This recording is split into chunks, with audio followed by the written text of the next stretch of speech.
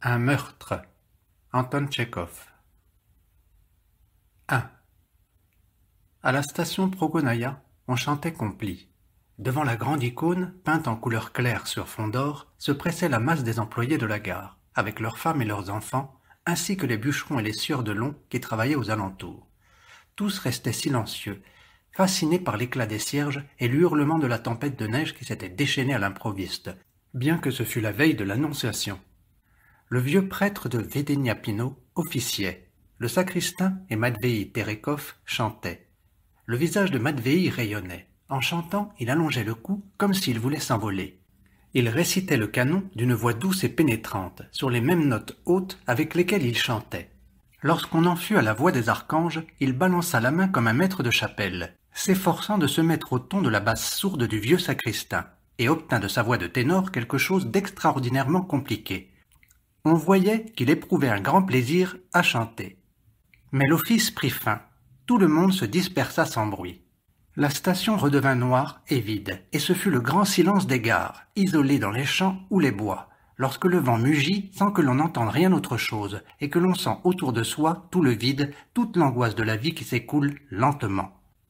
Matvei habitait non loin de la station, à l'auberge de son cousin, mais il n'avait pas envie de rentrer chez lui. Assis près du comptoir de la buvette, il racontait à mi-voix. À la faïencerie, nous avions formé une maîtrise, et je dois vous dire que, bien que nous fussions de simples ouvriers, nous chantions comme de vrais chantres, magnifiquement. Souvent, on nous invitait en ville, et quand le grand vicaire de Monseigneur Johann officiait à l'église de la Trinité, les chantres de l'évêché chantaient à droite du chœur, et nous, à gauche. On ne se plaignait en ville que d'une chose, nos chants duraient trop. Les chantres de l'usine, disait-on, traînent en longueur. Il est vrai que nous commencions à 7 heures les prières de Saint-André et les louanges, et nous ne finissions qu'après 11 heures. Parfois, nous ne rentrions à la fabrique que vers 1 heure. Ah, que c'était bien, Sergueï Nikanoritch, soupira Matvei, même très bien. Mais ici, dans la maison où je suis né, il n'y a aucune joie. L'église la plus près est à 5 verstes. Avec ma faible santé, je ne peux m'y rendre, et d'ailleurs, il n'y a pas de chantre. Et dans notre famille, aucune tranquillité. Tout le jour, du bruit, des injures, la malpropreté. Nous mangeons tous au même plat, comme des moudjiks, et on trouve des cafards dans la soupe. Dieu ne veut pas m'accorder la santé. Sans cela, je serais parti depuis longtemps. Matvei Terekov n'était pas encore vieux. Il pouvait avoir 45 ans. Mais son air maladif, sa figure ridée et sa barbe clairsemée, déjà presque grise, le vieillissaient beaucoup. Il parlait d'une voix faible, prudente.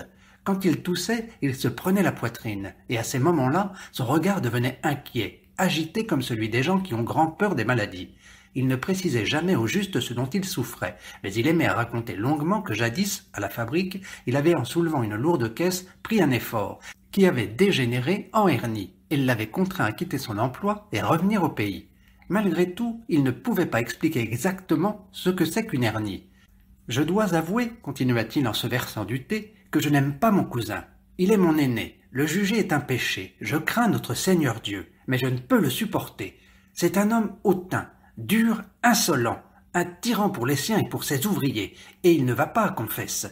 Dimanche dernier, je lui demande gentiment « Frère, allons à la messe à Pachomovo. » Il répond « Je ne veux pas y aller. Le pope, me dit-il, est joueur. » Ce soir, il n'est pas venu ici parce que, dit-il, le curé de Vedeniapino fume et boit de la vodka. Il n'aime pas le clergé. La messe, les heures et les vêpres, il se les chante lui-même, et sa sœur lui sert de chantre. Il entonne « Prions Dieu », et elle, d'une voix grêle, répond comme une dinde « Seigneur, ayez pitié de nous, c'est un péché, voilà tout. Je lui dis chaque jour « Revenez à la raison, mon frère, faites pénitence », mais il n'y prête aucune attention. Le buffetier versa 5 verres de thé et les porta sur un plateau dans la salle d'attente des dames. À peine y fut-il entré qu'on entendit une voix masculine crier « Est-ce une façon de servir, groin de porc? Tu ne sais pas servir !» C'était la voix du chef de gare. Une protestation timide se produisit. Puis, à nouveau, un cri irrité et strident. « Sors d'ici !»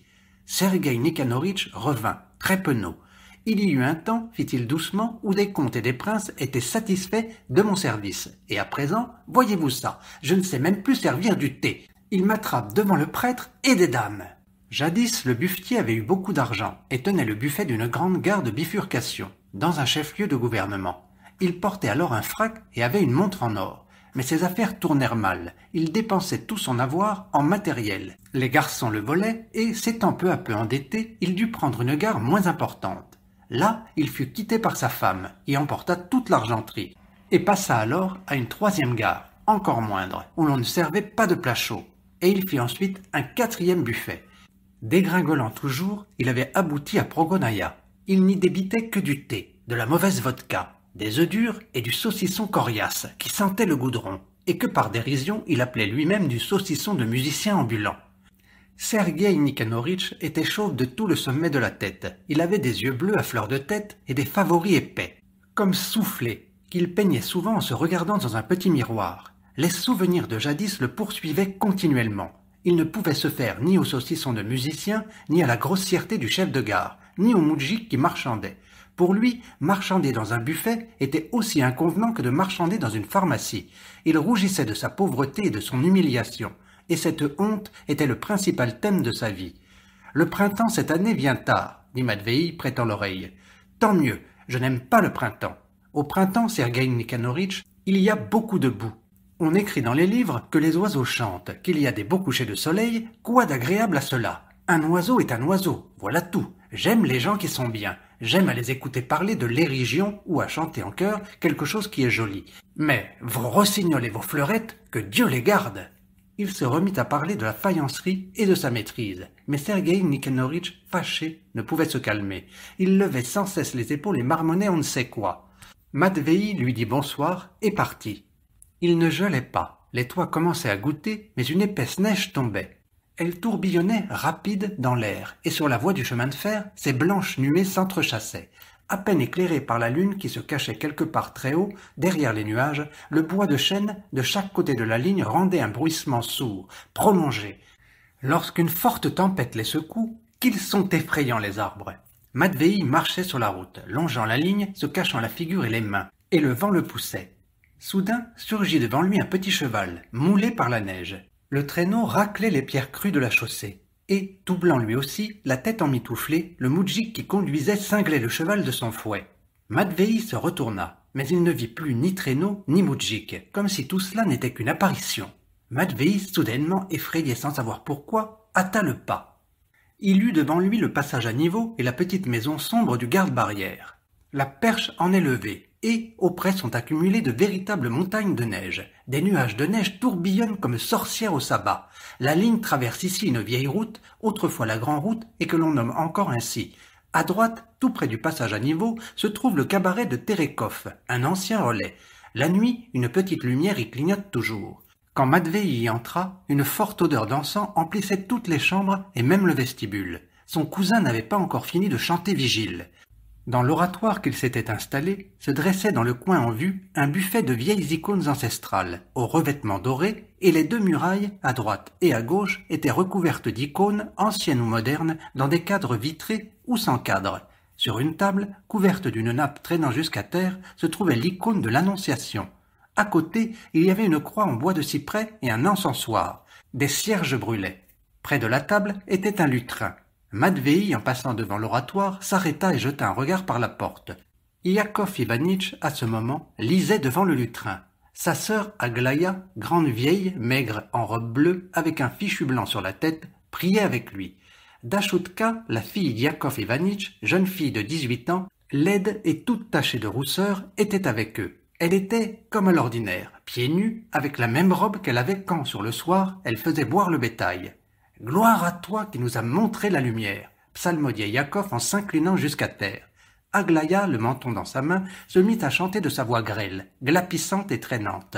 En haut, au-dessus du plafond, s'entendaient d'autres voix indéterminées, qui semblaient menacer ou annoncer quelque malheur. Depuis un incendie qui avait eu lieu très anciennement, personne n'habitait plus le second étage. On avait cloué des planches aux fenêtres et des bouteilles vides traînaient entre les poutres. Le vent maintenant y battait et ronflait. Il semblait que quelqu'un y courût et trébuchât. Le cabaret occupait la moitié du rez-de-chaussée. Les Terekov habitaient l'autre moitié, en sorte que, quand des ivrognes faisaient du tapage, on entendait dans les chambres tout jusqu'au dernier mot. Matvei demeurait près de la cuisine, dans une chambre où se trouvait, au temps du relais, un grand four où l'on cuisait le pain chaque jour. C'est là, derrière le poêle, que couchait Dashutka, qui n'avait pas de chambre à elle. Toute la nuit, le grillon y chantait et les souris se démenaient. Matvei, allumant une bougie, se mit à lire un livre qu'il avait emprunté aux gendarmes de la station. Cependant, la prière finit et tout le monde alla se coucher. Dashutka commença aussitôt à ronfler, mais elle se réveilla peu après et dit en bâillant « Oncle Matvei, tu devrais bien ne pas brûler la lumière pour rien. »« La bougie est à moi, » répondit Matvei. « Je l'ai achetée de mon argent. » Dashutka, s'étant un peu retourné, se rendormit. Matvei lut encore longtemps. Il n'avait pas envie de dormir, et lorsqu'il eut fini la dernière page, il prit dans sa malle un crayon, et il écrivit sur le livre « Moi, Matvei Terekov, j'ai lu ce livre et je le trouve le meilleur de tous les livres que j'ai lus, en foi de quoi j'apporte ma reconnaissance au sous-officier de la direction des gendarmes des chemins de fer, Kouzma Nikolaïev Djoukov, possesseur de ce livre précieux. Il regardait comme un devoir de politesse de faire des inscriptions de ce genre sur les livres qu'on lui prêtait. 2. Le jour de l'Annonciation, après le départ du train-poste, Matvei, assis à la buvette, buvait du thé au citron et parlait. Le buffetier et le gendarme Djoukov l'écoutaient. « Il faut vous faire remarquer, disait Matvei, que dès mon jeune âge, j'étais attiré par la légion. Je n'avais que 12 ans que je récitais déjà à l'église les actes des apôtres. Mes parents s'en réjouissaient et nous allions, ma mère et moi, chaque été en pèlerinage. Les autres enfants chantaient des chansons ou pêchaient les écrevisses, et moi, je restais avec ma mère. Les grandes personnes approuvaient, et il me plaisait, à moi-même, d'avoir une si bonne conduite. Quand ma mère m'eut donné sa bénédiction pour entrer à la fabrique, je chantais à mes moments de repos, comme ténor à notre maîtrise. Je ne connaissais pas de plus grand plaisir. Bien entendu, je ne buvais ni ne fumais, et je conservais la pureté de mon corps. Mais comme une pareille direction de la vie ne plaît pas, on le sait, à l'ennemi du genre humain, il voulut le damner, me perdre, et il se mit à m'obscurcir la raison, tout comme, maintenant, il fait à mon cousin. Tout d'abord, je fis vœu de ne pas manger gras le lundi, ni aucun jour, et avec le temps, il me vint beaucoup d'autres fantaisies. Les saints-pères ont ordonné de manger du pain sec toute la première semaine du Grand Carême, jusqu'au samedi. Mais, pour les travailleurs et les faibles, ce n'est pas un péché de boire du thé. Moi, jusqu'au dimanche, je ne mettais dans la bouche aucune miette que ce soit. Pendant tout le carême, je ne me permettais pas une goutte d'huile, et les mercredis et les vendredis, je ne mangeais rien du tout. La même chose les autres carèmes. Les gens de notre fabrique, par exemple, mangeaient pendant le carême de la Saint-Pierre de la soupe aux choux, bouillie avec du poisson, et moi, à l'écart, je suçais une croûte. Les gens, naturellement, n'ont pas la même force, mais quant à moi, je dois dire que les jours de carême, je ne souffrais pas, et que, même plus je faisais de zèle, mieux je me sentais. On n'a faim que les premiers jours du jeûne. Ensuite, on s'habitue. Cela devient facile, et au bout d'une semaine, on ne souffre plus du tout. On sent aux jambes un engourdissement, comme si on n'était pas sur la terre, mais soulevé dans un nuage. En dehors de cela, je m'imposais toutes sortes d'épreuves. Je me levais la nuit et faisais des prosternations. Je traînais de lourdes pierres d'un endroit à un autre, je marchais pieds nus dans la neige. Et bien sûr aussi, je portais des chaînes de mortification. Et voilà qu'un beau jour, où je me confessais à un prêtre, j'eus tout à coup une folle idée. Ce prêtre, me dis-je, est marié, fait gras et fume. Comment peut-il me confesser et quel pouvoir a-t-il de m'absoudre quand il est plus pécheur que moi? Je m'abstiens même d'huile et lui, je parie, mange de l'esturgeon. J'allais trouver un autre prêtre et comme un fait exprès, celui-là aussi était gros et gras. Il avait une soutane de soie et froufroutait comme une dame. Et lui aussi sentait le tabac. J'allais dans un couvent faire mes dévotions. Et là aussi, mon cœur fut inquiet. Il me sembla que les moines ne suivaient pas la règle. À la suite de cela, je ne pus pas trouver de cérémonie à mon goût. À un endroit, on officiait trop vite. À un autre, on n'avait pas chanté à la Vierge le cantique qu'il fallait. Ailleurs, le chantre nasonnait. Il m'arrivait, Seigneur, pardonne-moi, pécheur que je suis. Il m'arrivait d'être à l'église et de sentir mon cœur trembler de colère. Est-il possible de prier en une telle disposition? Il me semblait que les gens à l'église ne se signaient pas ou n'écoutaient pas de la façon voulue. J'avais beau regarder, je ne voyais que des ivrognes, des mangeurs de gras, des fumeurs, des luxurieux et des joueurs. Moi seul observais les commandements. Le malin diable veillait. Ça allait de mal en pis. Je cessais de chanter à la maîtrise et d'aller à l'église. Je m'imaginais être un juste que choque l'imperfection de l'église. Autrement dit, pareil à l'ange déchu, je m'élevais dans mon orgueil jusqu'à l'invraisemblable. Après cela, je me mis à me démener pour avoir une chapelle à moi. Je louais, chez une bourgeoise sourde, près du cimetière, loin de la ville, une petite chambre, et y installais un oratoire comme celui de mon cousin. Mais moi, j'avais des brûle-cierges et un véritable encensoir. Dans mon oratoire, je m'en tenais à la règle du mont Athos, c'est-à-dire que chaque jour, infailliblement, je commençais les matines à minuit. Et, la veille des 12 plus grandes fêtes, mes complis duraient 10 heures, et même parfois 12 heures. Les moines, d'après la règle, peuvent au moins s'asseoir pendant les récitations de psaumes et de versets. Mais moi, voulant être plus agréable à Dieu que les moines, je restais debout tout le temps. Lecture et chant, j'allongeais tout en versant des larmes, poussant des soupirs et levant les bras au ciel. Et, immédiatement après mes prières, sans avoir dormi, je me rendais au travail et en travaillant, je continuais à prier. Et l'on commença à dire en ville « Matvei est un saint. Matvei guérit les malades et les fous. » Je ne guérissais personne, bien entendu, mais on sait que, dès que s'établissent un schisme et une fausse doctrine, on ne peut pas se défaire des femmes. C'est comme des mouches sur le miel. Il se mit à accourir chez moi toutes sortes de vieilles femmes et de vieilles filles. Elles me saluaient jusqu'à terre, me baisaient les mains, criaient que j'étais un saint, et ainsi de suite. L'une d'elles vit même une auréole sur ma tête. Mon oratoire devint trop petit. Je pris une chambre plus grande, et ce fut chez moi une vraie tour de Babel. Le démon s'empara tout à fait de moi, et, de ses dégoûtants pieds fourchus, me cacha la lumière. Nous devînmes tous comme enragés. Je lisais les prières, les vieilles femmes et les vieilles filles psalmodiaient, et, d'être restés longtemps sans manger ni boire, de nous être tenus debout toute une journée, toute une nuit, et plus, un tremblement nous prenait tout à coup, comme la fièvre. Puis, tantôt l'une, tantôt l'autre poussait un cri. C'en était à faire peur. Moi aussi, je ne sais pourquoi, je tremblais comme un juif dans la poêle, et nos pieds commençaient à sauter. C'est drôle vraiment. Sans le vouloir, on saute et on remue les bras. Puis c'étaient des cris, des hurlements, et nous dansions tous, et nous courions les uns après les autres jusqu'à tomber. Et c'est ainsi, dans la folie de l'inconscience, que je tombais dans la luxure. Le gendarme se mit à rire, mais voyant que personne ne riait, il redevint sérieux et dit « C'est des buveurs de lait, j'ai lu qu'il n'y a que ça au Caucase. » Mais, reprit Matvei, s'étant signé devant l'image et ayant remué les lèvres, la foudre m'épargna. Ma défunte mère priait sans doute pour moi dans l'autre monde. Lorsqu'en ville tout le monde me croyait déjà un saint et que des dames et des beaux messieurs venaient même à la dérobée chercher auprès de moi des consolations, j'allais un jour chez notre patron Ossip Varlamitch lui demander pardon. C'était le dimanche du pardon. Il ferma sa porte au loquet et nous restâmes tête à tête, et il se mit à me raisonner. Je dois vous dire qu'Ossip Varlamitch n'était pas un homme instruit, mais il avait un esprit qui voyait loin, et tous l'estimaient et le craignaient, parce qu'il était sévère, pieux et travailleur. Il avait été pendant 20 ans peut-être maire et marguillier, et avait fait beaucoup de bien.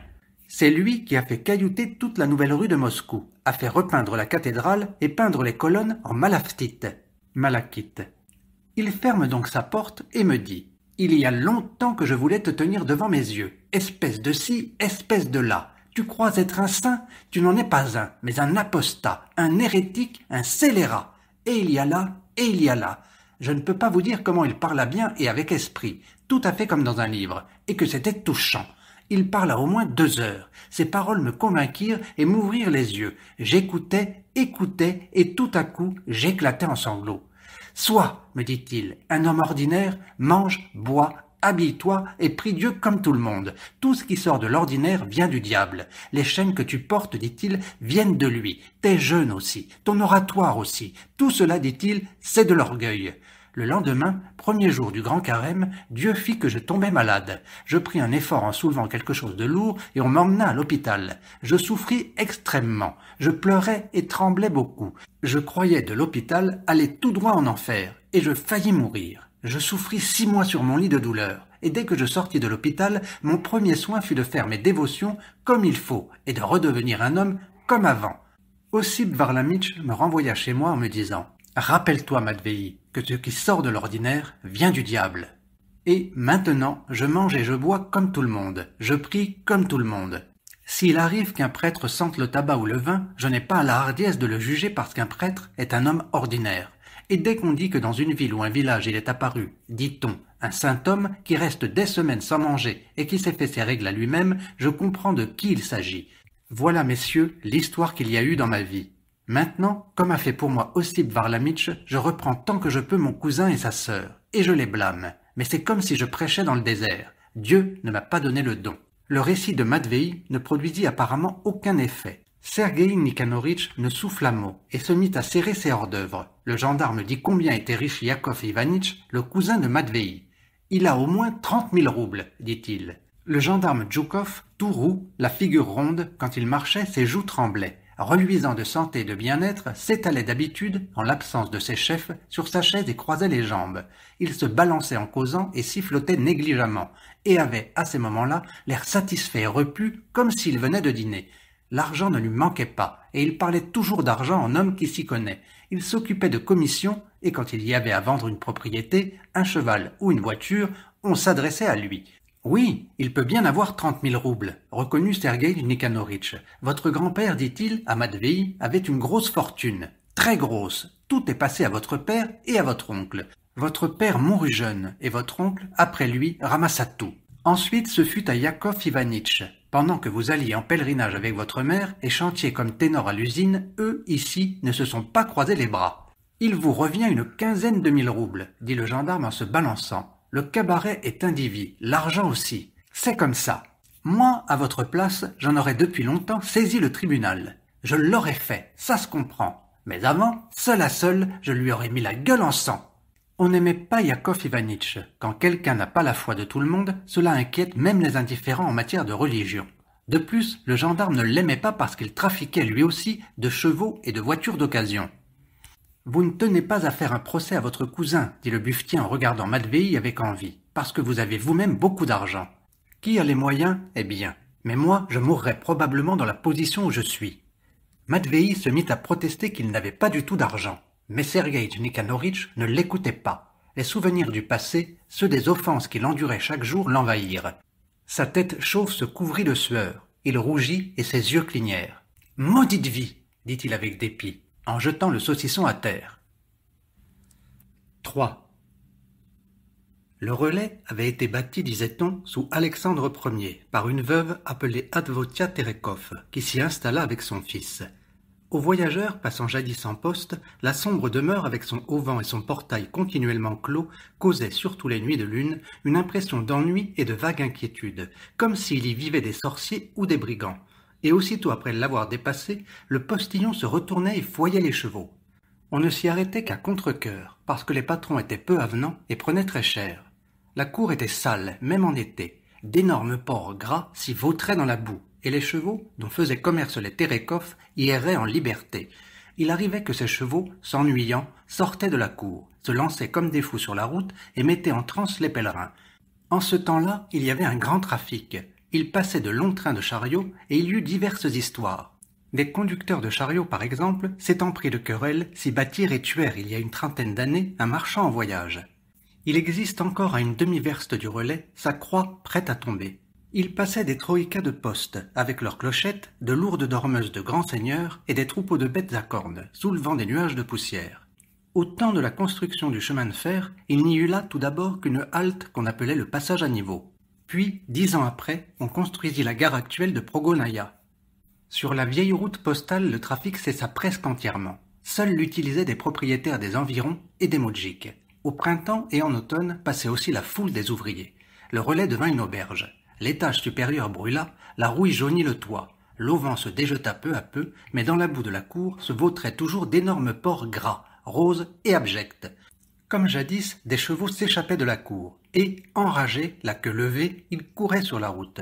Au cabaret, on vendait du thé, du foin, de la farine, de la vodka et de la bière, sur place ou à emporter. On vendait des spiritueux avec crainte, car on ne prenait jamais de licence.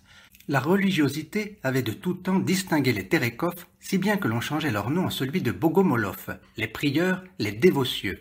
Peut-être parce qu'ils vivaient isolés comme des ours, qu'ils fuyaient les gens et repensaient tout à leur manière. Ils étaient portés aux idées hétérodoxes, aux hésitations en matière de foi, et presque chaque génération avait sa foi particulière. L'aïeul, Advosia, qui avait fait construire le relais, était de l'ancienne croyance. Son fils et ses deux petits-fils, pères de Matvei et de Yakov, allaient à l'église orthodoxe, recevaient le clergé et priaient devant les icônes nouvelles avec la même ferveur que devant les anciennes. Son fils, dans sa vieillesse, s'abstint de viande et fit vœu de silence, regardant comme un péché la moindre conversation. Ses petits-fils avaient la spécialité de ne pas comprendre les Écritures simplement, mais d'y chercher toujours un sens caché, assurant que toute parole sainte doit receler quelque mystère. Dès l'enfance, Matvei, l'arrière-petit-fils d'Advotia, luttait contre ses doutes et fut près de se perdre. Yakov Ivanitch, son autre arrière-petit-fils, était orthodoxe, mais, à la mort de sa femme, il cessa tout à coup de fréquenter les églises et resta chez lui pour prier. Sa sœur, Aglaya, suivit son exemple. Elle n'allait pas à l'église et n'y laissait pas aller d'Ashutka. On racontait aussi qu'Aglaya, dans sa jeunesse, fréquentait à Vedeniapino les flagellants et qu'en secret, elle continuait à appartenir à cette secte. C'est pour cela qu'elle portait un fichu blanc. Yakov Ivanitch avait 10 ans de plus que Matvei. C'était un très beau vieillard, de grande taille, avec une longue barbe grise lui descendant presque jusqu'à la taille, et avec d'épais sourcils qui lui donnaient une expression sévère et même méchante. Il portait une longue redingote de beau drap ou une pelisse de mouton mérinos noir, et tâchait d'être toujours proprement et convenablement vêtu. Il mettait des caoutchoucs, même par temps sec. Il n'allait pas à l'église parce que, selon lui, on n'y observait pas strictement les règles, et que les prêtres buvaient du vin en temps défendu et fumaient. Chez lui, il lisait et chantait des prières chaque jour avec Aglaya. À l'église de Vedeniapino, on ne récitait pas le canon en matine, et on n'y disait pas les vêpres, même les jours de grandes fêtes. Yakov Ivanitch, chez lui, récitait tout ce qui est indiqué pour chaque jour, sans passer une ligne et sans se hâter, et quand il en avait le temps, il lisait à haute voix la vie des saints. Dans l'existence quotidienne, il s'en tenait sévèrement aussi aux prescriptions de l'Église. Si, durant le grand carême, il était un jour où le vin fut permis à ceux qui se livrent à un travail pénible, il en buvait ce jour-là, même s'il n'en avait pas envie. S'il priait, chantait, brûlait de l'encens et jeûnait, ce n'était pas en vue de recevoir des récompenses divines, mais pour le bon ordre. L'homme ne peut exister sans la foi. Et la foi doit avoir son expression régulière jour par jour de façon à ce que l'on s'adresse matin et soir à Dieu, avec les mots convenant au jour et à l'heure où l'on est. Il faut vivre et par conséquent prier comme il plaît à Dieu. Il ne faut donc lire et chanter chaque jour que ce qui lui plaît, ce que, autrement dit, prescrit la règle. C'est ainsi que le premier chapitre de l'évangile de Saint Jean ne doit être lu que le jour de Pâques, et, de Pâques à l'Ascension, on ne peut pas chanter le cantique à la Vierge, et ainsi de suite. La conscience de bien suivre cet ordre, comme celle de son importance, apportait à Yakov Ivanitch, durant la prière, une grande satisfaction. Quand, par nécessité, il devait y apporter quelques modifications pour aller, par exemple en ville, chercher des marchandises ou aller à la banque, sa conscience le torturait et il se sentait malheureux.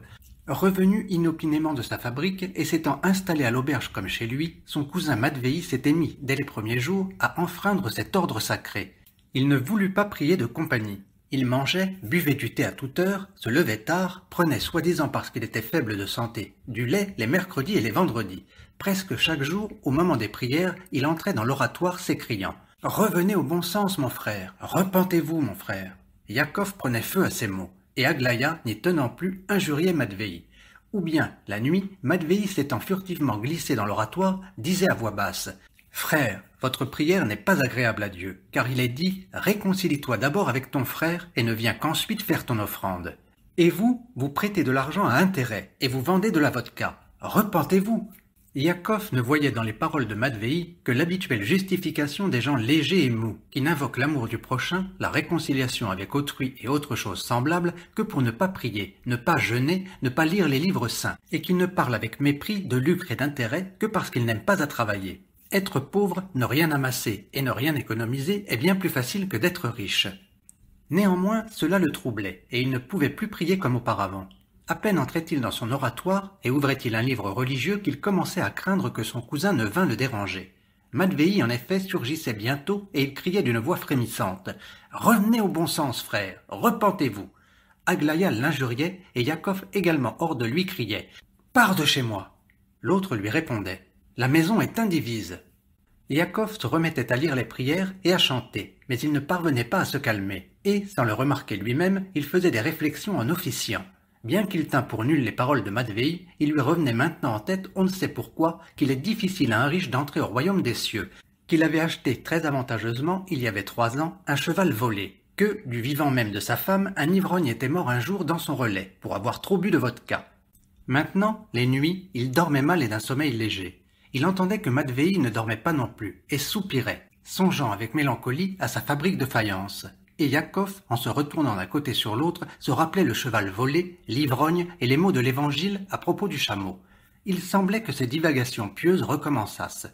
Et comme un fait exprès, bien que l'on fût à la fin de mars, il neigeait, et la forêt gémissait comme en hiver. On ne pouvait pas croire que le printemps arriverait. Le temps disposait à l'ennui, aux querelles, à la haine. Et la nuit, quand le vent hurlait au premier étage, il semblait que là-haut quelqu'un vivait. Des rêveries pieuses s'amassaient peu à peu dans l'esprit. La tête brûlait et il était impossible de dormir. 4. Le matin du lundi saint, Matvei entendit de sa chambre Dashutka dire à Aglaya « L'oncle Matvei a dit hier qu'il ne faut pas jeûner. » Matvei se rappela ce qu'il avait dit la veille à sa nièce et il se sentit soudain fâché. « Petite, lui dit-il d'une voix suppliante, comme un malade, ne commets pas de péché. Il faut jeûner pendant les carêmes. Notre Seigneur lui-même a jeûné 40 jours. Je t'ai expliqué seulement que, pour un méchant, le jeûne lui-même ne sert de rien. Va écouter les ouvriers de fabrique, dit railleusement Aglaya. Ils t'apprendront le bien. » Sur semaine, elle lavait d'ordinaire le plancher et se fâchait alors contre tout le monde. On sait comment on jeûne aux fabriques. Parle un peu à ton oncle, parle-lui de sa chérie et de la façon dont il lapait avec elle, cette vipère, du lait les jours maigres. Il sermonne les autres et a oublié sa vipère.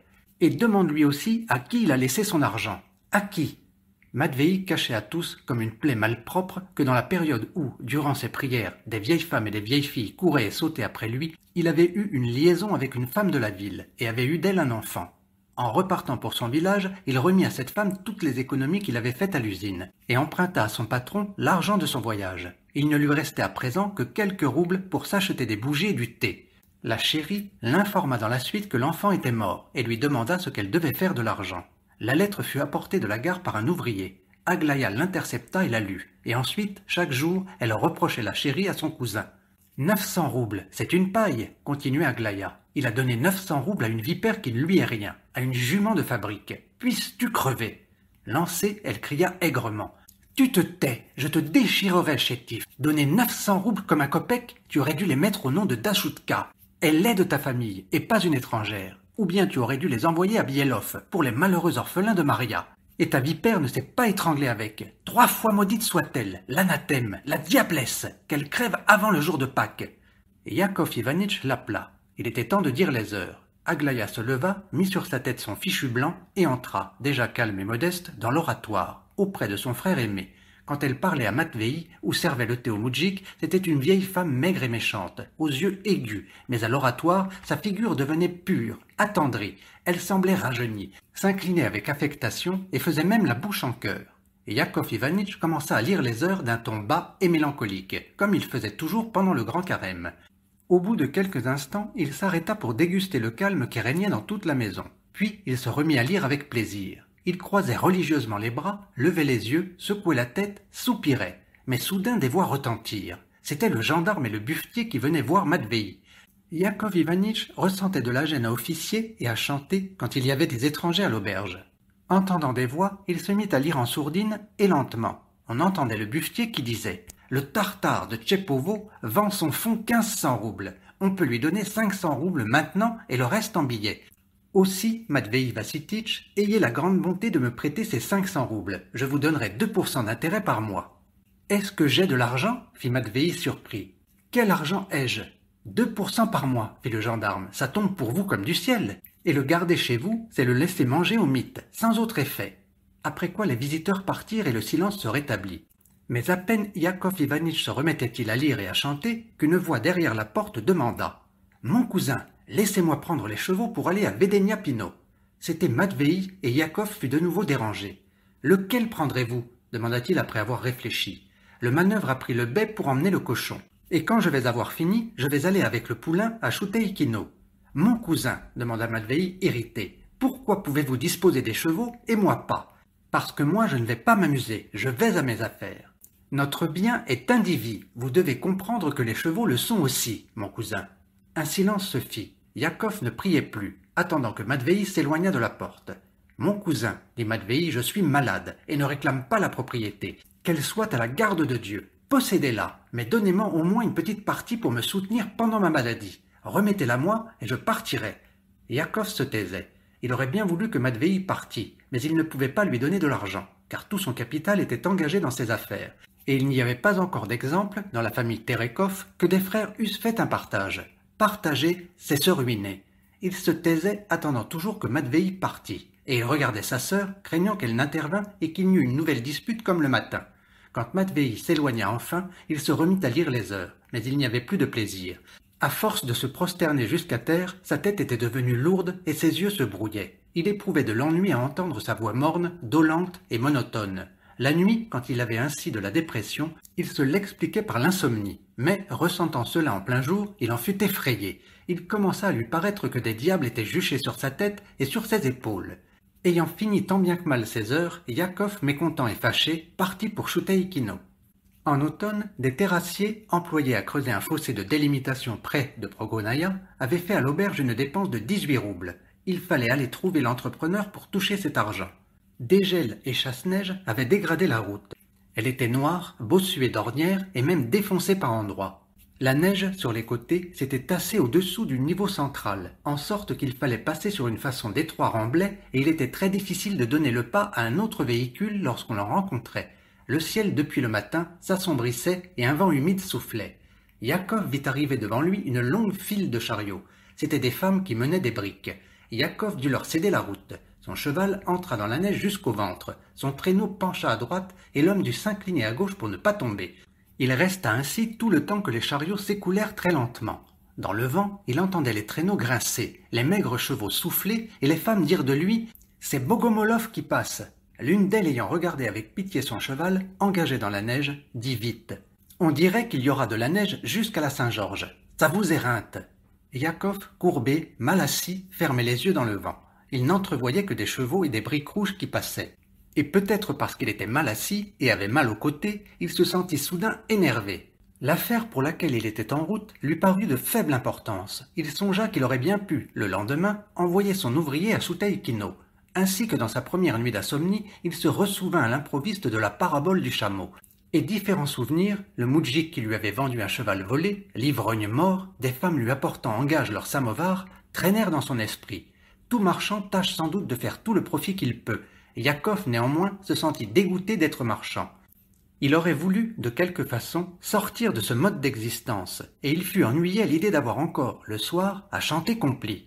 Le vent lui soufflait en pleine figure et s'insinuait, en sifflant, dans son col. Il lui parut que c'était le vent qui lui chuchotait aux oreilles toutes ces idées, les lui apportant de l'immense champ blanc. Regardant ce champ qu'il connaissait depuis l'enfance, il se rappelait que la même inquiétude et les mêmes pensées le travaillaient en ses jeunes années, alors qu'il avait eu ses vaines rêveries et que sa foi chancelait. Pris de l'angoisse de rester seul dans ce champ, il tourna bride et suivit lentement les chariots. Les femmes, en riant, disaient « Bogomolov revient !» Chez lui, on n'avait, en raison du carême, fait aucune cuisine ni allumé le samovar. Aussi la journée paraissait-elle très longue. Yakov Ivanitch avait depuis longtemps rentré son cheval et livré de la farine destinée à la gare. Il s'était mis 2 fois à lire les psaumes, et le soir était loin encore. Aglaya, ses planchers finis de laver, et n'ayant plus d'ouvrage, mettait de l'ordre dans son coffre, dont le couvercle était tapissé d'étiquettes de bouteilles. Matvei, affamé et triste, lisait ou bien, s'approchant du poêle hollandais, il en examinait longuement les carreaux, qui lui rappelaient la fabrique où il travaillait. Dashutka, qui avait fait un somme, se réveilla et mena le bétail à l'abreuvoir. Comme elle tirait de l'eau, la corde du puits se rompit et le seau tomba. Le journalier alla chercher le crochet pour le sortir, et Dashutka, le suivant, ses pieds nus rouges comme des pattes d'oie, marchait dans la neige sale lui répétant « Il y a du fond !» Elle voulait dire que le crochet n'atteindrait pas le fond du puits, mais l'ouvrier ne la comprenait pas. Et, évidemment, elle l'ennuyait, car soudain se retournant, il lui décocha de vilains mots. Yakov Ivanitch sortit à ce moment-là dans la cour, entendit Dashutka lui répondre un chapelet de jurons choisis qu'elle n'avait pu apprendre au cabaret que des paysans ivres. « Que dis-tu, éhonté » lui cria-t-il effaré. « Quel mot dis-tu là ?» Elle regarda son père, étonné, stupide, ne comprenant pas pourquoi on ne peut pas dire des mots pareils. Il voulut la semoncer, mais elle lui parut si sauvage, si bornée, que pour la première fois, depuis qu'elle était avec lui, il comprit qu'elle ne pouvait croire en rien. Et toute leur vie, dans cette forêt, dans la neige, parmi les moudjiks ivres, au milieu des gros mots et des jurons, lui parut aussi sauvage et bornée que sa fille. Et, au lieu de la sermonner, il y renonça d'un geste et rentra. À ce moment, le gendarme et le buffetier revenaient voir Matvei. Yakov se souvint que ces hommes n'avaient eux non plus aucune foi, et que cela ne les inquiétait en rien. Et la vie lui parut étrange, folle, sans horizon, semblable à celle d'un chien. Nu-tête, il sortit, traversa la cour et marcha sur la route les poings fermés.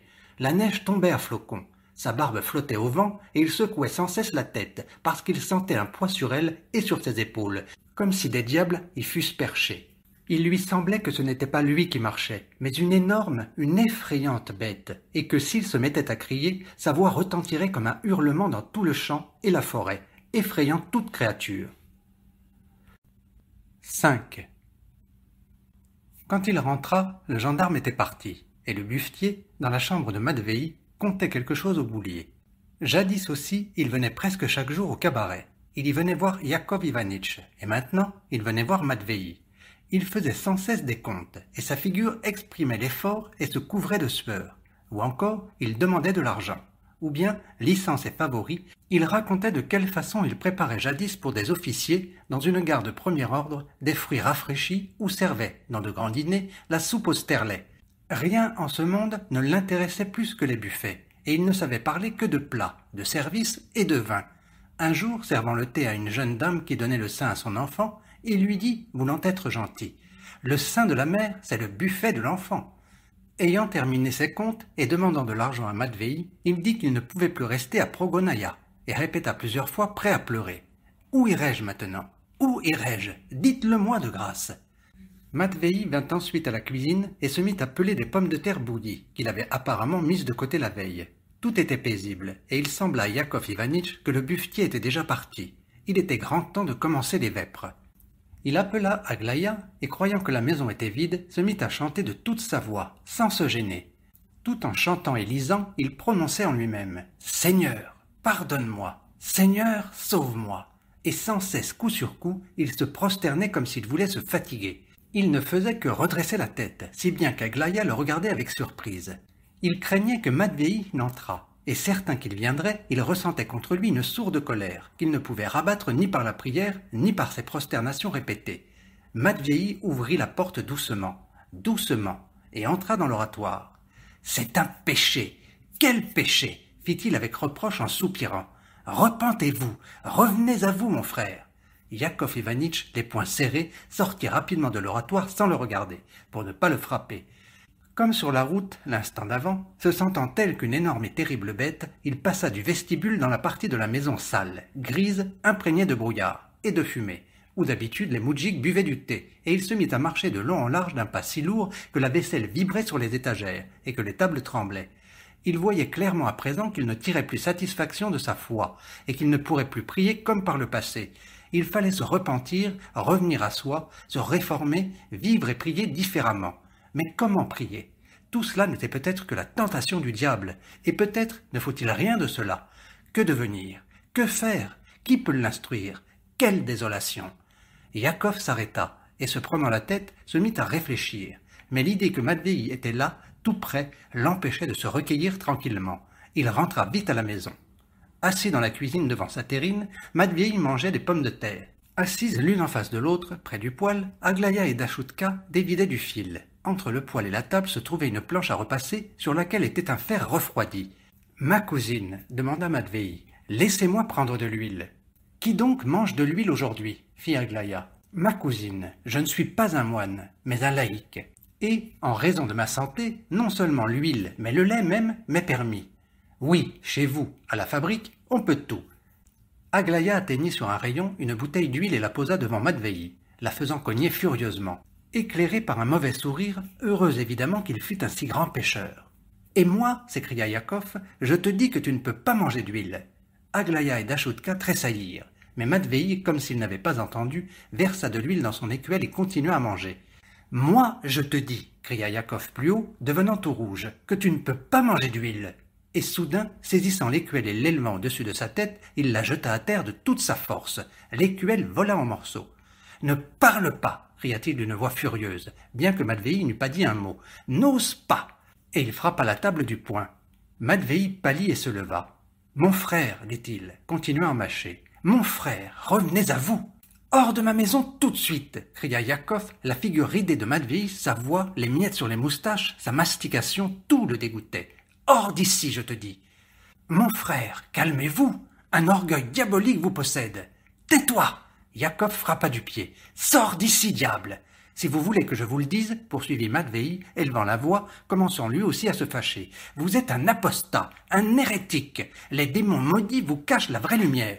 Vos prières ne sont pas agréables à Dieu. Repentez-vous tant qu'il est temps. La mort d'un pécheur est horrible, mon frère. Faites pénitence. » Yakov le prit par les épaules et le sortit de table. Matvei devint encore plus pâle. Effrayé, troublé, il murmura. « Qu'est-ce donc là? Qu'est-ce que c'est que ça ?»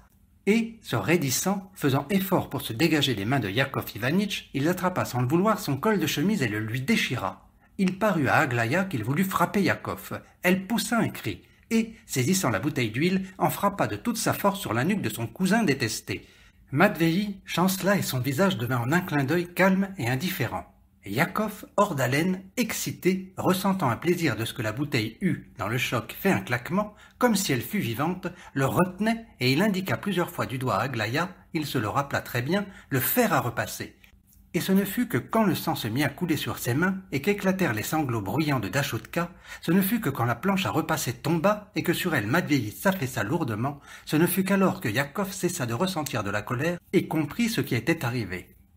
« Qu'il crève, les talons d'usine !» dit Aglaya avec dégoût, sans lâcher le fer à repasser. Son fichu blanc, maculé de sang, avait glissé sur ses épaules et ses cheveux gris se déroulèrent. Il n'a que ce qu'il mérite. Tout devint effrayant. Assise par terre, près du poêle, Dashutka tenait du fil en ses mains, sanglotait, ne faisait que s'incliner et proférer à chaque inclination « Am, am !» Mais rien ne parut à Yakov si effrayant que les pommes de terre bouillies, giclées de sang, sur lesquelles il craignait de marcher. Et une autre chose encore l'effrayait, qui l'accablait comme un lourd cauchemar, lui semblait la plus dangereuse, et qu'il ne put comprendre tout d'abord. C'était Sergueï Nikanoritch, le buetier, qui, très pâle, le boulier en main, debout sur le seuil, regardait avec terreur ce qui se passait dans la cuisine. Lorsque seulement il se tourna pour partir et se dirigea rapidement vers le vestibule, Yakov comprit qui c'était et le suivit. S'essuyant en passant les mains à la neige, il réfléchissait. Il se rappela que le journalier lui avait demandé d'aller coucher chez lui au village, et était parti depuis longtemps. La veille, on avait tué un porc. De grandes taches rouges se voyaient sur la neige, sur le traîneau, et même un côté de la margelle du puits était ensanglanté. Si donc à présent toute la famille était tachée de sang, cela ne paraîtrait pas suspect. Cacher le meurtre allait être un supplice, mais laisser venir le gendarme qui sifflerait et sourirait ironiquement, laisser venir les moudjiks qui leur lieraient fortement les mains à Aglaya et à lui, et les amènerait triomphalement au canton d'abord, puis en ville, souffrir qu'en chemin chacun les montrât du doigt et put dire avec joie « On amène les Bogomolov !» Cela semblait à Yakov le pire supplice. Il voulut de n'importe quelle manière gagner du temps pour ne pas ressentir cette honte sur le champ. Ayant rattrapé Sergueï Nikanoritch, il lui dit « Je peux vous prêter 1000 roubles. Si vous parlez, cela ne vous servira de rien, et ça ne le ressuscitera pas. » Et, suivant avec peine le buffetier, qui ne se retournait pas et marchait toujours plus vite, il ajouta « Je peux même vous donner 1500 roubles. » Essoufflé, il s'arrêta. Sergueï Nikanoritch continuait à marcher toujours plus vite, craignant sans doute d'être tué lui aussi. Ce ne fut qu'après avoir dépassé le passage à niveau et être arrivé à mi-chemin de la gare, qu'il se retourna un peu et ralentit le pas. À la gare et sur la ligne, des feux rouges et verts s'étaient déjà allumés. Le vent était tombé, mais il neigeait à plus gros flocons, et la route était redevenue blanche. Et voilà que soudain, presque arrivé à la gare, Sergueï Nikanoritch s'arrêta, réfléchit une minute et revint résolument en arrière. Il faisait nuit. « Donnez-moi 1500 roubles, Yakov Ivanitch, dit-il à voix basse, tout tremblant. J'accepte. 6. Yakov Ivanitch avait son argent à la banque de la ville, placé en secondes hypothèques. Il ne gardait chez lui que ce qu'il lui fallait pour le roulement. Rentré à la cuisine, il prit en tâtonnant la boîte d'allumettes en fer blanc. Et, tandis que le soufre brûlait sa flamme bleue, il aperçut Matvei, étendu comme auparavant près de la table, mais déjà recouvert d'un drap. On ne voyait que ses bottes. Un grillon chantait. Aglaya et Dashutka n'étaient plus là. Toutes deux, assises dans l'auberge, près du comptoir, dévidaient du fil en silence. Yakov Ivanitch, une lampe à la main, entra dans sa chambre et retira de dessous son lit une cassette où il gardait l'argent courant. Il n'y avait que 400 roubles, en menus billets et 35 roubles en argent. Les billets dégageaient une mauvaise, une griève odeur. Ayant mis tout l'argent dans son bonnet, Yakov sortit dans la cour, puis sur la route. Il marcha en regardant autour de lui, mais pas de buffetier. « Hop !» cria Yakov Ivanitch. Près de la perche du passage à niveau, une silhouette sombre se détacha et s'approcha en hésitant. « Pourquoi marchez-vous sans cesse ?» fit Yakov avec dépit, reconnaissant son homme. « Tenez, voici l'argent. Il manque peu pour faire 500. C'est tout ce qu'il y a à la maison. »« Bien, très reconnaissant, » marmonna Sergueï Nikanoritch, prenant l'argent avec avidité et le fourrant dans sa poche. Il tremblait, cela se voyait malgré l'obscurité. « Soyez tranquille, Yakov Ivanitch. Pourquoi parlerais-je? J'étais là et je suis sorti. Comme on dit, pour savoir quelque chose, je ne sais rien, et pour avoir vu, je n'ai rien vu. » Et il ajouta en soupirant. « Vie maudite !» Ils restèrent silencieux une minute, sans se regarder. C'est arrivé pour des bêtises, Dieu sait comment, dit le buffetier tout tremblant. J'étais assis à faire mes comptes quand tout à coup j'entends du bruit. Je regarde par la porte et, pour de l'huile, vous... Où est-il maintenant? Il est là, dans la cuisine. Vous devriez l'emmener quelque part. Qu'attendez-vous? Yakov, sans dire mot, reconduisit le buffetier jusqu'à la gare. Puis, revenu chez lui, il attela pour emmener Matvei dans la forêt de Limarovo. Il avait décidé de l'emmener dans le bois, de l'y laisser sur la route et de dire à tous que Matvei, parti pour Vedeniapino, n'en était pas revenu. Et tous croiraient qu'il avait été tué par des passants. Il savait que cette histoire ne tromperait personne. Mais bouger, faire quelque chose, s'évertuer, était moins torturant que rester à attendre. Il appela Dashutka, et avec elle emmena Matvei. Aglaya resta à mettre en ordre la cuisine. Au retour, Yakov et Dashutka trouvèrent la barrière fermée. Un long train de marchandises passait, traîné par 2 locomotives qui soufflaient, laissant échapper de leurs cendriers des gerbes de feu pourpre.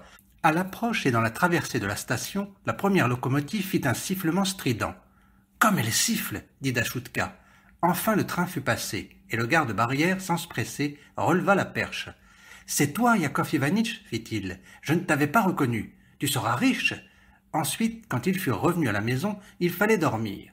Aglaya et Dashutka se couchèrent près l'une de l'autre, à terre, dans la salle de l'auberge, et Yakov s'étendit sur le comptoir. Avant de se coucher, ils ne firent pas de prière et n'allumèrent pas les lampes d'icône. Tous 3 jusqu'au matin ne fermèrent pas l'œil et ne dirent pas un mot. Il leur sembla toute la nuit que quelqu'un marchait en haut à l'étage vide. 2 jours après arrivèrent de la ville le commissaire de police rurale et le juge d'instruction. Ils perquisitionnèrent d'abord dans la chambre de Matvei, puis dans toute l'auberge. Yakov, interrogé le premier, répondit que Matvei était parti le lundi sur le soir pour se confesser à Vedeniapino et qu'il avait dû être tué par des sieurs de long, travaillant sur la ligne. Quand le juge d'instruction demanda comment il se faisait que Matvei eût été trouvé sur la route et son bonnet à la maison, qu'il était donc allé à Vedeniapino nu-tête, et lorsqu'on lui demanda pourquoi on n'avait trouvé auprès de lui, sur la neige, aucune goutte de sang, tandis qu'il avait une fracture du crâne et que son visage et sa poitrine étaient noirs de sang, Yakov se troubla, se déconcerta et répondit « Je ne puis pas le savoir ». Il arriva précisément ce que Yakov redoutait si fort. Le gendarme vint, le commissaire fuma dans l'oratoire. Aglaya l'accabla d'injures et fut grossière avec l'officier de police. Et lorsqu'on l'emmena de l'auberge avec Yakov, des moudjiks se pressant à la porte dirent « On emmène Bogomolov !» Et il semblait que tous étaient contents.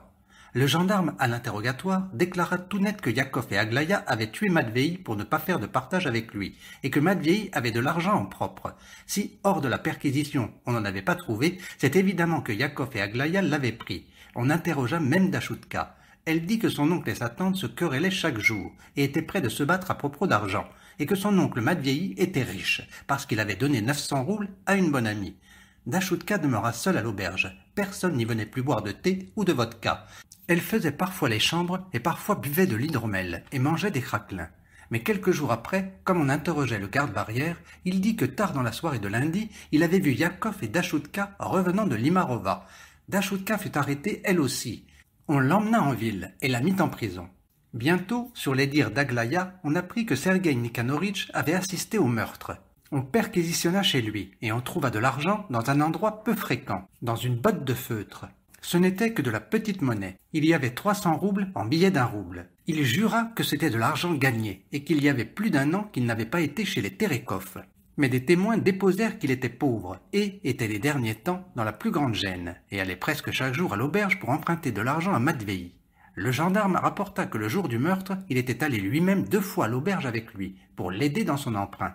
On se rappela tout à propos que Sergueï Nikanoritch, le lundi soir, n'était pas venu pour le train mixte, était allé on ne sait où, et on l'arrêta aussi. On l'envoya en ville. 11 mois après eut lieu le jugement. Fortement vieilli, maigri, Yakov Ivanitch parlait déjà d'une voix faible, comme un malade. Il se sentait débile, pitoyable, moindre de taille que tout le monde. Et il semblait qu'en raison des souffrances de sa conscience et de ses rêveries pieuses, qu'il ne le quittait pas, même en prison, son âme eût vieilli elle aussi, et fut exténuée, comme son corps. Lorsqu'il fut dit qu'il n'allait pas à l'église, le président lui demanda « Vous êtes dissident ?»« Je ne puis le savoir, » répondit-il. Il n'avait plus aucune foi, ne savait rien, ne comprenait rien. Sa foi ancienne le dégoûtait à présent, lui semblait déraisonnable et obscure. Aglaya ne s'était pas du tout calmée. Elle continuait à déblatérer contre Matvei, l'accusant de tout leur malheur, et Sergueï Nikanoritch, au lieu de favori, portait la barbe. À l'audience, il rougissait, transpirait, ayant visiblement honte de sa capote grise et d'être sur le même banc que des simples moudjiks. Il se défendait avec maladresse et, voulant prouver qu'il n'avait pas été depuis toute une année à l'auberge des Terekov, il entrait en querelle avec chaque témoin. Et le public riait. Dashutka, en prison, avait engraissé. Elle ne comprenait pas les questions qu'on lui posait et elle dit seulement que tandis que l'on tuait son oncle Matveï, elle avait été très effrayée. Puis, ça ne lui avait plus rien fait. Tous quatre furent reconnus coupables d'assassinat ayant pour mobile le vol. Yakov Ivanitch fut condamné à 20 ans de travaux forcés, Aglaya à 13 ans et 6 mois, Sergueï Nikanoritch à 10 ans et Dashutka à 6 ans. 7. En rade de Douai, à Sakhaline, un bateau étranger s'arrêta, un soir, pour faire du charbon. Le commandant, prié d'attendre jusqu'au matin, ne consentit même pas à attendre 1 heure, disant qu'il risquerait, si le temps se gâtait la nuit, d'être obligé de partir sans charbon. Dans le golfe de Tartarie, le temps peut changer en 1 demi-heure, et alors les côtes deviennent dangereuses. Or, le vent avait déjà fraîchi, et la houle augmentait. De la prison de Voyevodsk, la plus maussade et la plus dure de toutes celles de Sakhaline, une corvée fut envoyée à la mine. Il s'agissait de charger des chalands et de les remorquer jusqu'au bateau, ancré à plus d'un demi-mille de la côte, où se ferait le transbordement. Dure besogne quand le chaland est jeté contre le bateau et que les travailleurs, en proie au mal de mer, tiennent à peine debout. Tirés de leurs couches, ensommeillés, les forçats suivaient la côte, trébuchant dans l'obscurité, leurs fers sonnant. On distinguait à peine, sur la gauche, la côte escarpée, extraordinairement lugubre, et à droite s'étendait la nuit intégrale, impénétrable, où gémissait la mer rendant un bruit prolongé, monotone. Ah, ah, ah. Ce n'était que quand le gardien, allumant sa pipe, éclairait un soldat d'escorte avec son fusil et 2 ou 3 prisonniers aux traits rudes, ou quand il s'approchait avec son falot tout près de l'eau, que l'on pouvait distinguer les crêtes blanches des vagues les plus proches. Yakov Ivanitch, aux travaux forcés surnommé Balai à cause de sa longue barbe, faisait partie de cette corvée. Depuis longtemps, on ne l'appelait plus tout simplement que Yachka. Il était mal noté car environ 3 mois après son arrivée, ressentant une indicible nostalgie, il avait cédé à la tentation et s'était évadé. Bientôt repris, il fut condamné aux travaux forcés à perpétuité, avec octroi de 40 coups de verge. Dans la suite, il fut encore puni 2 fois de verge pour déprédation de vêtements de l'État, bien que les 2 fois, ses vêtements lui eussent été volés. Le mal du pays l'avait pris dès le temps où on l'amenait à Odessa. Le train pénitentiaire s'était arrêté, la nuit, à Progonaya, et Yakov, collé à la vitre, avait tâché d'entrevoir son auberge natale. Mais, dans l'obscurité, il n'aperçut rien. Il n'avait personne avec qui parler de son pays. On avait envoyé Aglaya au bagne par la Sibérie, et il ne savait où elle se trouvait à présent. Dashutka était à Sakhaline, mais avait été donnée comme concubine à un colon, dans un hameau lointain. On n'avait d'elle aucune nouvelle. Une fois seulement, un colon purgeant une peine à la prison de Voyevodsk raconta à Yakov que Dashutka avait déjà 3 enfants. Sergueï Nikanoritch était valet de chambre chez un fonctionnaire tout près de la prison à Douai, mais il ne fallait pas compter le voir. Il avait honte de connaître tout forçat de basse condition. Arrivé à la mine, la corvée fut mise au repos près du débarcadère. On disait qu'il n'y aurait pas de chargement car le temps ne faisait que se gâter, et le vapeur, sans doute, s'apprêtait à partir. On apercevait 3 feux. L'un d'eux bougeait, c'était la vigie qui avait accosté le bateau et semblait revenir pour annoncer s'il y aurait ou il n'y aurait pas de travail. Tremblant au froid d'automne et à l'humidité marine, Yakov Ivanitch, se serrant dans sa courte pelisse déchirée, regardait fixement, sans ciller, dans la direction de son pays natal. Depuis qu'il avait été emprisonné avec des gens provenus de tous les coins de la Russie, grands Russes, petits Russiens, Tartares, Géorgiens, Chinois, Finnois, Tziganes, Juifs, et depuis qu'il les avait écoutés parler et avait vu leurs souffrances, il s'était remis à s'adresser à Dieu. Et il lui semblait qu'il connaissait enfin la vraie foi, celle dont il avait eu si grand soif, celle qu'il avait si longtemps cherchée, et que personne dans sa famille n'avait trouvée, à commencer par sa bisaïeule Advosia. Yakov savait tout maintenant et comprenait où était Dieu, et comment on doit le servir. Mais une chose lui restait incompréhensible. Pourquoi le sort des hommes est-il si différent ? Pourquoi cette simple foi que les autres reçoivent de Dieu gratis à la naissance lui avait-elle tant coûté qu'à l'idée de toutes les souffrances et de toutes les horreurs qu'il endurerait évidemment sans trêve jusqu'à sa mort, ses bras et ses jambes tremblaient, comme ceux d'un ivrogne. Il regardait avec tension dans les ténèbres, et il lui semblait qu'à travers les milliers de verstes de cette obscurité, il voyait sa patrie, son gouvernement natal, son district, sa gare de Progonaya, qu'il voyait l'ignorance, la sauvagerie, le manque de cœur et l'indifférence obtuse, âpre, animale, des gens qu'il avait laissés là-bas. Ses yeux s'embuaient de larmes, mais il regardait toujours le lointain espace où luisaient à peine les pâles feux du bateau. et son cœur se serrait de nostalgie. Yakov aurait voulu vivre, revenir chez lui, y raconter sa nouvelle foi et sauver de la perdition ne fût-ce qu'un être au monde, et vivre sans souffrance ne fût-ce qu'un jour. La vigie revint et le chef du détachement annonça qu'il n'y aurait pas de chargement. « En arrière !» commanda-t-il. « Attention !» On entendit ramener sur le bateau la chaîne de l'ancre. Un vent fort et pénétrant soufflait déjà. Quelque part, en haut sur la côte escarpée, des arbres geignaient. La tempête commençait sans doute.